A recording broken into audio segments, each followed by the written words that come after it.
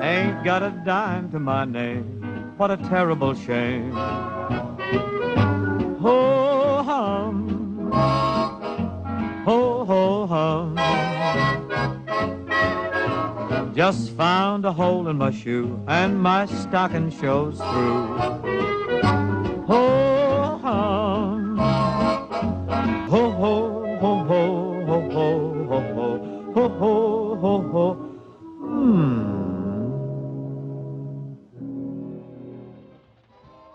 Hi there, I'm David Duncan and welcome to Bing Crosby, The Hollywood Years. Well, 1947 was another big hit year for Bing, which started by teaming him once again with the wonderful character actor Barry Fitzgerald. But this time, instead of playing priests, the pair were put in doctor's coats for the charming and entertaining classic Welcome Stranger.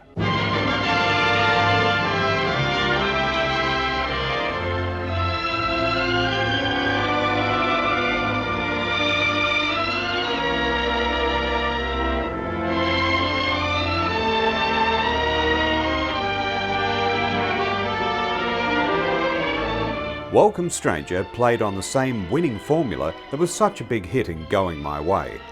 Bing plays a carefree and easygoing GP sent to a small country town to stand in for the local elderly doctor so he can finally take an extended vacation. Hey, fella. What? That's a quarter. Well, tell him where you got it. Well, I guess there's room for one more here, huh, fella? Oh, what's this? Young man, I'm sorry. future might look where you're stepping. All right. An outstanding suggestion. Now things get off to a rocky start as the two of them accidentally meet on a train, and a series of misunderstandings leads Barry Fitzgerald to think that Bing's character is just an arrogant upstart. Bebop, bebop, bidoo-doo-doo-doo-doo-doo-doo. Oh, mop, mop, mop.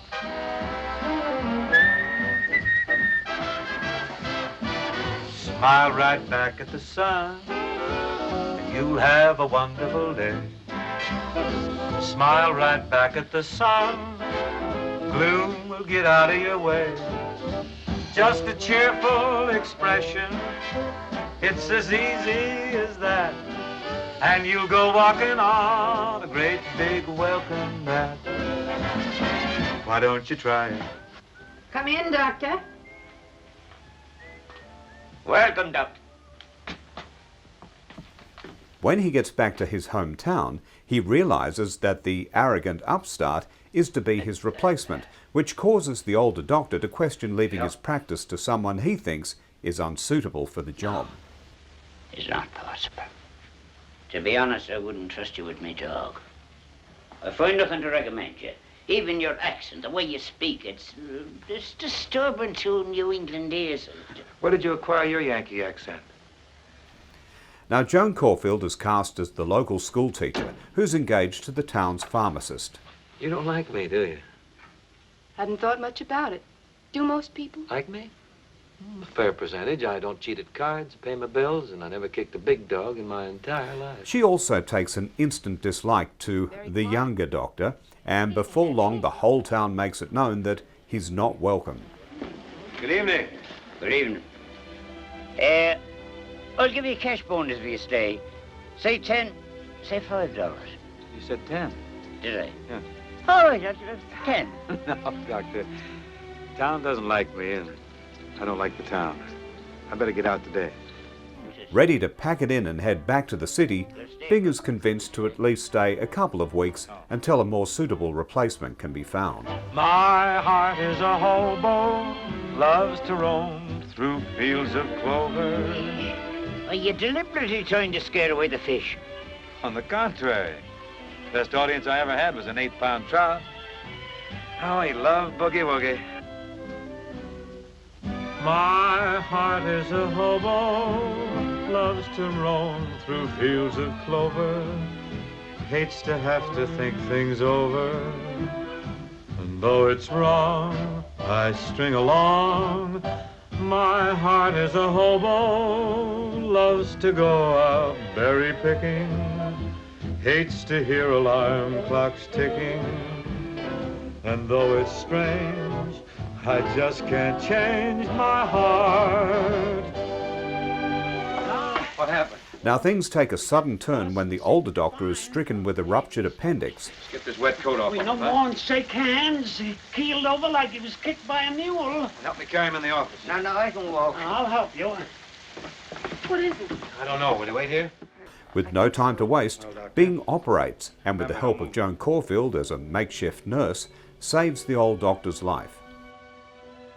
From that point on, Bing is hailed a hero and a great physician not only by Barry Fitzgerald's character, but by the whole town. Say, I hear you saved his life. You sure did. I had to. He owed me a week's salary. Romance also develops between Bing and Joan with the help of a lovely ballad written by Johnny Burke and Jimmy Van Heusen called As Long as I'm Dreaming. As long as I'm dreaming, how nice it can be. How nice to have you in love with me.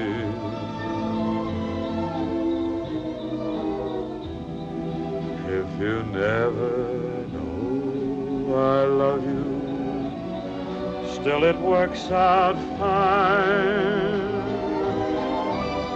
As long as I'm dreaming, you're mine. As long as I'm dreaming, you're mine.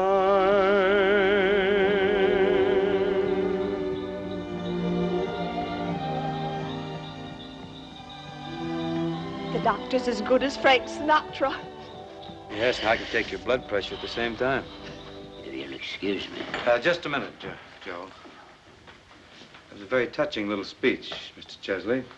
Are you a member of this board, Pearson? If I was, I'd be ashamed to admit it. Other complications arise, but all is worked out, and in the end, Bing decides to stay on and assist in running the new hospital. Unless, of course, Dr. Pearson stays on to assist me. Oh, I'm sorry, Doctor. My plans are already made. Unless, of course, Miss Mason. I think it could be arranged. I think it could be arranged. Welcome Stranger is a lovely classic Crosby film that is both engaging and entertaining. When it comes to fancy dancing, or to music with a smile, or to nice romancing, make mine country style. Now all the songs fit well into their scenes, and Bing and the rest of the cast all play their parts well, under the direction of Elliot Nugent, who hadn't worked with Bing since they made She Loves Me Not back in 1934. Bing also enjoyed working again with Joan Caulfield, for whom he had developed a deep friendship. However, this would be the last film that they worked on together.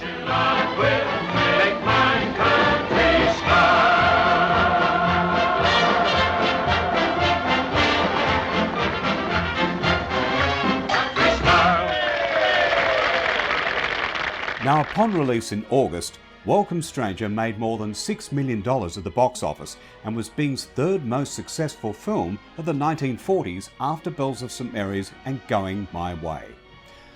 What to do next? Well, it was time to grab Bob and Dorothy again and hit the road, this time heading South America way.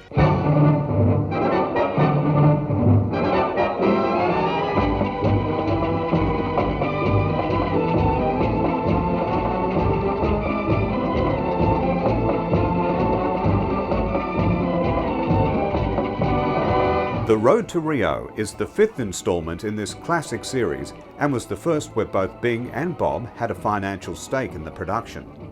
They and Paramount each owned a third of the film, which showed you how confident they all were that it would be a success. We're full of glee, my buddy and me. We're happy all day through. You'll always see us laughing hot like little boys. We're so full of joys. That's why we say to you, we're on our way to Apalachicola, LA. It starts off with Bing and Bob performing in a carnival, where as usual Bob is coerced into undertaking a dangerous stunt. Introducing Bottom the Magnificent, substituting for Sandor, who unfortunately broke his leg this afternoon. Oh, just a second. Wait, I'm not getting enough money. No, please.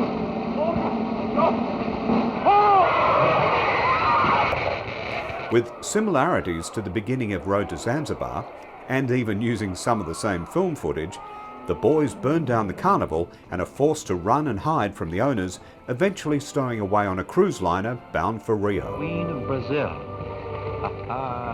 No girls anywhere as pretty as the girls in Brazil. There they meet up with the mysterious and lovely Dorothy Lamour, who at first doesn't seem to know what she's doing. Let me go. Here now. You don't want to do that. That water's pretty cold out there. Hey, let's get back, pal. You want us to get caught? Come on. She meets Bing and Bob and appears very friendly, but the next day reports them to the captain as stowaways. How you feeling today? I hate you. I loathe you.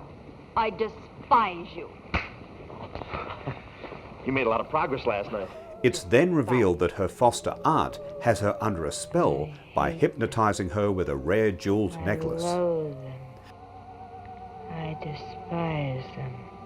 The plot from here on in has them chasing after some mysterious papers, whilst they themselves are chased by the aunt and her hoods. Well, I don't get it. How can the papers stop a wedding? These papers can. And we never get to find out what's in the papers, but, you know, it doesn't really matter.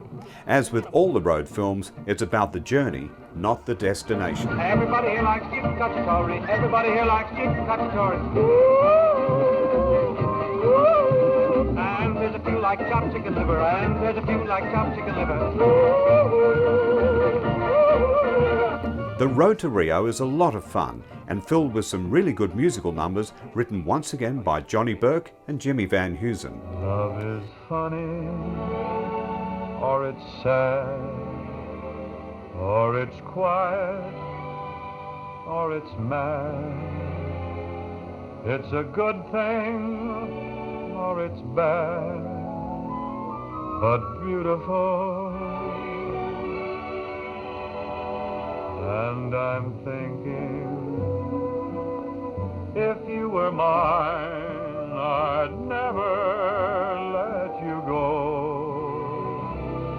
And that would be but beautiful, I know. It also includes the only time Bing and the Andrews sisters appeared together in a film and showed just how well they worked together. Supposing you need a vacation, Brazil is the place you should be. So you can't understand what they're saying, or you can't read a sign that you see.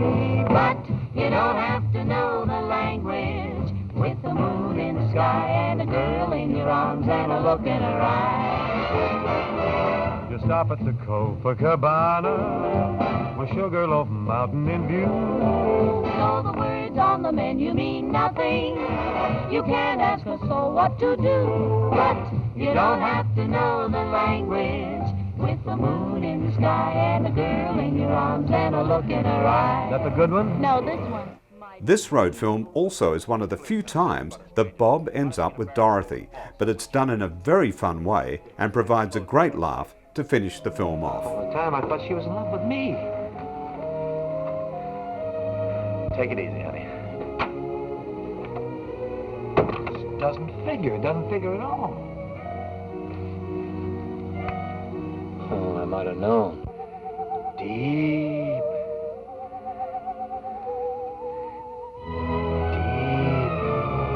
When released, The Road to Rio went on to become one of Paramount's top money makers of the year, which pleased everyone, especially Bing and Bob, who were co-investors. Now, The Road to Rio wasn't the only venture together that year. Paramount released the Bob Hope film My Favorite Brunette, which teamed him up again with Dorothy Lamour. But, you know, it just wouldn't be right without Bing jumping in somewhere. Yeah, that's it. Ronnie Jackson, the private eye. No, Ronnie, no. I think you better stick to taking baby pictures. Oh, I forgot to tell the executioner. It's all off. Harry, it's all off. Off? Yes.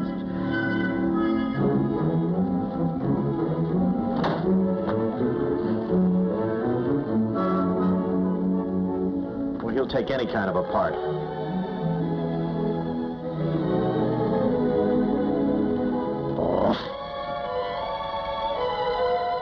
Also in 1947, Paramount released an all-star cast film to benefit the variety clubs of America. It was called Variety Girl and had Bing and Bob once again sparring with each other and singing the specialty number, Harmony. Well, you must got a new stock of vitamin pills, Happy Hips, huh? Fade, Fatty. No caddies needed today. Huh? What's the matter? Don't you trust the banks anymore? You digging another hiding place? If you keep saying I'm too fat, I'm a rat. and if you don't like the way I cruise, I'm just a goon. and if you don't say you think that I'm okay, that isn't any way to be. What we need is plain old harmony. Will you join me? Harmony, harmony. Imagine Minneapolis without St. Paul. It's harmony. Ah, that's all. So 1947 was another great year for Bing in films, and he was rewarded by being voted #1 box office film star in America for the 4th year running. Now, how long would it last? Well, we'll find out in the next episode of Bing Crosby, The Hollywood Years. I'm David Duncan. I'll see you then. If you don't shout that I'm a darn good scout, I think you must be out of key. Who, me? What we need is good old harmony. Ha ha ha Mahoney, ha ha ha Mahoney. Would Rigoletto sound the same with no quartet? Well, then, harmony, Jack. You bet.